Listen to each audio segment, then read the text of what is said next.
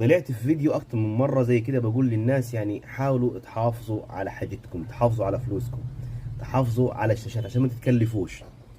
فاكتر من شخص على اليوتيوب، مش هنا على اليوتيوب لان تعليقات اليوتيوب قليله شويه، بيقول لي ولما الناس تحافظ انت هتلاقي تاكل، انت هتعمل لي فيها مش عارف ايه، خليك في نفسك، خليك في حالك، خليك في كذا، تنصح الناس. طب انت لما الناس تحافظ على الشاشات هتلاقي تاكل.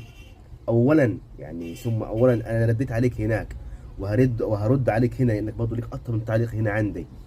انا بنصح النصيحه لله، عمره ما كان الرزق على حد او الرزق على مهنه معينه. ثانيا ولله الحمد انا معايا اكتر من بيزنس، ده شغل الموبايل ده هوايه، لكن ولله الحمد معايا اكتر من شغل تاني مش مضطر ان انا نحكي لك عليه او نوصفه لك. دي حاجه.